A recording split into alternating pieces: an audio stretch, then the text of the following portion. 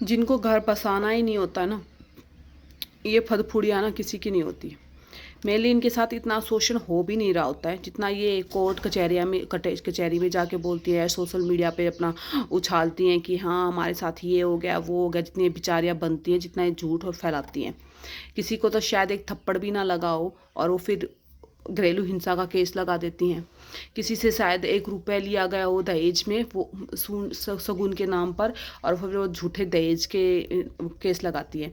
किस ससुराल वालों को सिर्फ और सिर्फ पैसे या ओहदे इन सब से चीज़ मतलब नहीं होता। सिर्फ उन्हें कहते हैं, वो कहते हैं कि हम चुनरी उड़ा के लेके जाएंगे, हमें तो बस लड़की चाहिए कि हमारे बच्चा फेरों में आ जाए।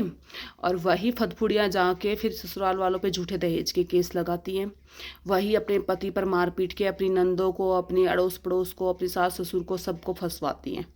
और एक दूसरा पड़ाव अपनी सोसाइटी का ऐसा भी है समाज में देखना, जहाँ दिन रात जिनको पीटा जा रहा है, मारा जा रहा है, जिनसे सिर्फ नौकरानी बनाकर रख दिया है, जिनसे काम करवाया जा रहा है, बच्चे पैदा करवाए जा रहे हैं, जिनको कोई ये तक नहीं बता रहा है, जिनको कुछ बता ही नहीं रहे हैं घर में, उनसे छुप छुप के घर में बातें होती हैं, उनसे छुप छुप कर घर की तिजोरियाँ रखी जाती हैं।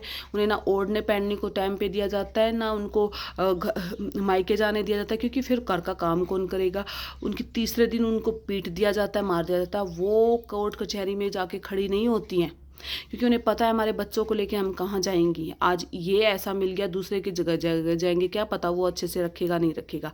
तो वो मजबूरियों में रहती है, वो ना कोर्ट कचहरी में खड़ी होती है ना कहीं और, अपने बच्चों के लिए उसी घर में रहती है, मारपीट भी बर्दाश्त करती, सब कुछ। फिर एक सब्र रखती हैं। फिर क्या होता है, उनके बच्चे जब बड़े होते हैं ना, तो वो अपनी माँ का एक एक बदला लेते हैं, अपने दादा दादी से, अपने बाप से, सब कहीं से, और अपनी माँ को ऊपर उठाते हैं।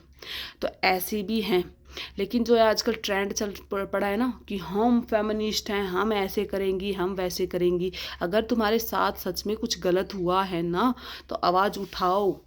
और हम जब बुराइयाँ इसीलिए बढ़ रही हैं क्योंकि हम अच्छे बनने के चक्कर में ना उनके खिलाफ आवाज़ नहीं उठाते हैं। इसी वजह से ये सब कुछ हो रहा है कि है ना, सब लोग बुराई राक्षस बनने पे तुले हुए हैं, क्योंकि अच्छाई ने अपनी जुबान बंद करनी शुरू कर दी है, ईश्वर पर सब कुछ छोड़ना शुरू कर दिया है। एक्शन लो, सच में लो, तुम पर गलत हुआ है तो। लेकिन बेफजूले ये केस लगाकर थोड़े दिन के चोचले कर लेती हैं। बहुत सारे तो डिवोर्स ही हो जाती हैं, फिर वो कहीं कहीं मुंह मारती हैं, क्योंकि फिर बसाना तो उन्हें अगले वाले का भी नहीं होता। जिसको बसाना है वो तो मार पीट खाकर भी बसा रही है, सब्र में, ईश्वर पर भरोसा रख कि कभी मेरा भी दिन आएगा। और आता है, ऐसा है नहीं कि नहीं आया, आते हैं, बच्चे लाते हैं। या एक टाइम के बाद वो खुद इतना अपना सारे डर निकाल चुकी होती है कि खुद शेरनी बन जाती है अपने बच्चों के लिए। फिर वो बच्चे भी शेरनी खुद बनती है, अपने लिए लड़ती है, फिर कल को अपने बच्चों के साथ गलत नहीं होने देती। फिर वो बच्चे भी देख जाते हैं कि मेरी माँ के साथ क्या हुआ था और आज मेरी माँ मजबूरी में शेरनी बनी ना, तो वो बच्चे भी अपनी माँ का साथ देते हैं, खड़े डटे रहते हैं, चाहे फिर वो पूरी दुनिया के खिलाफ लड़ जाती है। तो बच्चों का सहारा मिलता है, वो ईश्वर देता है जब आप पूरे तरीके से सच्चे होते हो। और फिर ये घूमती फिरती हैं, इनका ना एक का बसा ना दूसरे का बसने देती हैं, ना बसाती हैं ये कहीं, पूरी ज़िंदगी नरक बनाती हैं खुद की और बच्चों की भी दुर्गति करती हैं। तो यार थोड़ा सोचना चाहिए, हम स्त्री हैं, हम में मातृत्व है, हम वो देवी हैं जो ज़रूरत पड़ेगी तो हम सीता भी बनेंगे, ज़रूरत पड़ेगी तो हम काली भी बनेंगे, ज़रूरत पड़ेगी तो हम लक्ष्मी भी बनेंगे। तो अपने बच्चों के लिए, अपने लिए हर एक, वो आपकी सिचुएशन, आपके घर की सिचुएशन है, आपके हालात, अपनी ज़िंदगी कहाँ लेकर आ रही है, पर सच्चे बने रहो, एटलीस्ट अच्छे और सच्चे बने रहो। अगर सच्चाई में आपके साथ अत्याचार हो रहा है तो खड़ी हो जाओ, बिल्कुल शेरनी की तरह दाड़ो। लेकिन बेफजूल ये केस मत लगाओ और ये किसी की ज़िंदगी ख़राब मत करो।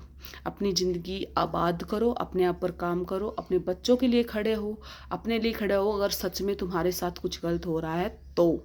बाकी गंदगी मत फैलाओ।